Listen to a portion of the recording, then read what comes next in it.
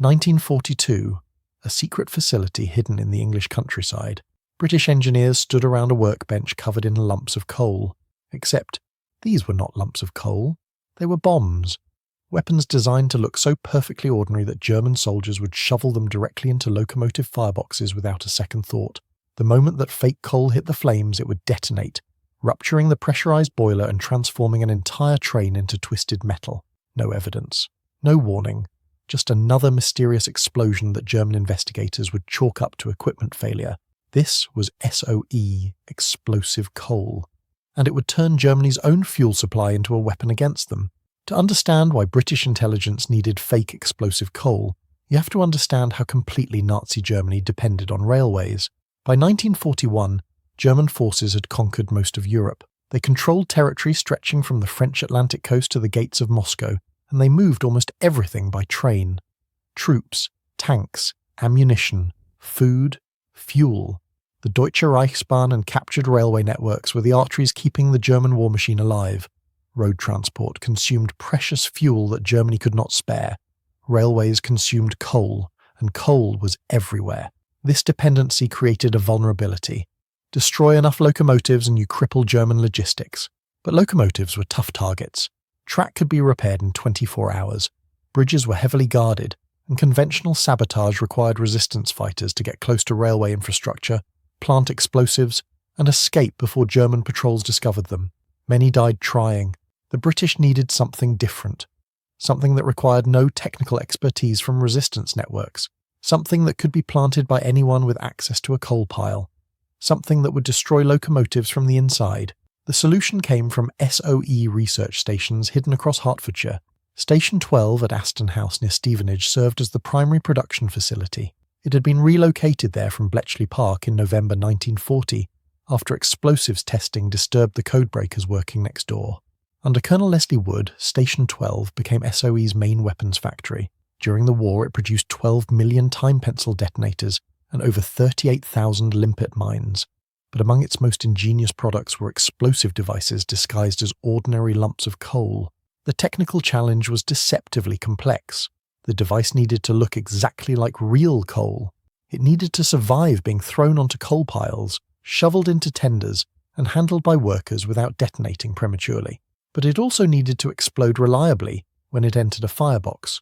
British engineers solved this with a combination of plastic explosive and clever camouflage. Each device contained approximately 1/4 pound of Nobel 808 plastic explosive.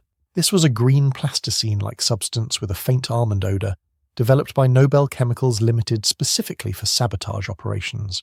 The explosive was paired with a number 27 detonator and a heat-sensitive fuse. When the disguised coal entered a locomotive firebox, intense heat would ignite the fuse, triggering the detonator and main charge. 1/4 pound of plastic explosive alone would cause serious damage, but the real destruction came from secondary effect. The explosion would rupture a steam boiler operating at several hundred pounds per square inch of pressure. The entire locomotive would tear itself apart. Production methods evolved through 3 distinct phases. The earliest technique involved drilling actual lumps of coal with a 6-inch serrated tube, filling the cavity with explosive and detonator, then concealing the hole with coal dust and glue. Laboratory assistant Arthur Christie conducted these early experiments at Station 12. He later described inserting about 1/4 pound of PE into drilled coal lumps, but this method proved fragile. Coal would often disintegrate under drilling pressure. Station 15 at the thatched barn in Borehamwood revolutionized production. This facility housed SOE's camouflage section under Lieutenant Colonel Elder Wills, a pre-war film art director. He recruited over 300 film production workers, prop makers, and craftsmen. Among them was Wally Bull, who would later work on 2001: A Space Odyssey. Bull developed molded explosive coal using dyed Herculite plate plaster coated with real coal dust. These clamshell designs eliminated the fragility problems of drilled coal. The final refinement encased the explosive charge in metal, with liquid plaster poured around it, eliminating visible seams entirely. Both explosive and incendiary variants were produced in multiple sizes, designed to match different coal types. Lignite appears brown. Anthracite is nearly black. Bituminous coal shows various lusters. SOE manufactured versions matching each type so devices would blend seamlessly with local fuel supplies across occupied Europe. Between 1941 and 1945, SOE produced approximately 3.5 tons of explosive coal. At roughly 1/4 pound per device, this suggests somewhere between 6,000 and 14,000 individual weapons. Distribution relied on RAF Special Duty Squadrons, based at RAF Tempsford. No. 138 Squadron and No. 161 Squadron flew Halifax, Stirling and Lysander aircraft on supply drops across occupied Europe. By war's end, these squadrons had flown over 13,500 sorties, delivering more than 10,000 tons of supplies to resistance networks. The French resistance received the largest share. SOE sent 470 agents to France between 1941 and 1940. 4. Belgium, Norway, Poland and Yugoslavia all received explosive coal shipments. Yugoslav partisans under Tito found the weapon particularly valuable, given their constant attacks on German railway supply lines. If you're finding this deep dive into British sabotage technology interesting, consider subscribing. It helps the channel and means you will not miss the next one. Here is where the story becomes complicated.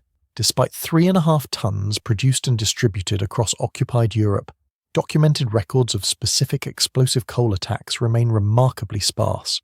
No named operations, no specific dates and locations, no confirmed locomotive kills appear in declassified sources. This absence requires explanation. The weapon was designed to leave no evidence of sabotage. A successful attack would appear as an accidental boiler explosion, impossible to attribute to enemy action. German investigators finding wreckage would see equipment failure, not sabotage. That deniability was the entire point. If explosive coal worked as intended, successful attacks would be historically invisible. Many SOE records were deliberately destroyed after the war or remain classified 80 years later. Railway sabotage in occupied Europe was so extensive that attributing specific damage to any particular method proved impossible. The French resistance conducted over 1,800 locomotive attacks between June 1943 and May 1944 using every available method. Explosive coal was one weapon among many. What we can document is the psychological impact. Once word spread that coal piles might contain hidden bombs, Germany faced an impossible choice: accept random catastrophic explosions in locomotives, ships, and factories, or redeploy thousands of troops away from combat duties to guard coal supplies across occupied Europe. Neither option was acceptable. Accepting the risk meant unpredictable equipment losses and terrified crews. Guarding coal meant withdrawing forces from an already overstretched military. The Germans understood this threat because they developed their own version. In June 1942, Operation Pastorius landed 8 German Abwehr saboteurs on American beaches. They carried plastic explosives molded to resemble coal alongside TNT and fuses. Their targets included coal-fired power plants and railroad infrastructure. All 8 were captured before executing any attacks. Germany never attempted similar operations against the American mainland again. The British double agent Eddie Chapman, codename Agent Zigzag, provided direct evidence of German capabilities. In March 1943, his Abwehr handlers gave him 2 German-manufactured coal bombs to sabotage the merchant ship City of Lancaster. Chapman immediately handed the devices to the ship's captain, who passed them to MI5 for analysis. The episode revealed that German coal bomb construction lagged British innovation. The Germans were still drilling real coal, while SOE had moved to sophisticated molded designs. American adoption demonstrates the concept's value. The OSS Research and Development Branch under Stanley Lovell developed an American version codenamed Black Joe. It used 6040 pentalite rather than Nobel 808. OSS went further with a specialized coal camouflage kit containing paints, brushes, and tools enabling agents to match explosive coal to local varieties. Both organizations recognized the weapon's potential, even if documented results remain elusive. The broader railway sabotage campaign achieved devastating results through combined methods. French resistance attacks achieved 60% reduction in rail traffic from March to June 1944. 486 attacks around D-Day prevented German reinforcement of Normandy. In Yugoslavia, maintaining rail transport required what one German general called enormous problems and heavy railroad security. Tying down at least half of the armed forces, transfer to train security detail became so hazardous it was used as severe punishment.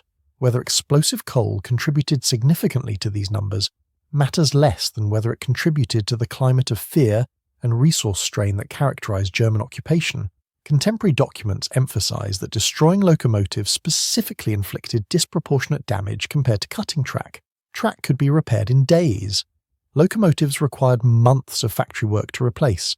The concept's influence extended beyond 1945. CIA historical reviews note that given the importance of coal to economies on both sides of the Iron Curtain, future historians may need to explore how explosive coal featured in the covert struggles of the Cold War. The weapon pioneered what became standard doctrine for disguised explosives: dead rats stuffed with PE for factory furnaces, explosive logs, landmines disguised as animal dung. Modern improvised explosive devices concealed in everyday objects trace their lineage to Station 15's innovations. Surviving examples reside in the Imperial War Museum, including 16mm test footage filmed by Cecil Clarke at Station 17. The International Spy Museum in Washington and the Museum of World War II in Massachusetts also hold specimens. 1942. A secret facility in the English countryside. British engineers created a weapon so elegant that its successes remain historically invisible, so psychologically devastating that Germany developed copies despite having no defense against the original. 3.5 tons of explosive coal manufactured, thousands of devices distributed to resistance networks across occupied Europe, an unknown number of locomotives destroyed in explosions that German investigators attributed to equipment failure rather than sabotage. SOE explosive coal represents unconventional warfare at its most sophisticated, a weapon measured not in confirmed kills, but in fear, in resources diverted, in the fundamental uncertainty injected into every coal pile across Nazi-occupied territory. British engineers solved a problem others had not even identified. They turned Germany's dependency on coal into a vulnerability, and they did it with a 1/4 pound of plastic explosive hidden inside fake rocks that German soldiers shoveled into their own fireboxes. That was British engineering. That was SOE. And that was how fake coal helped destroy the Third Reich from the inside.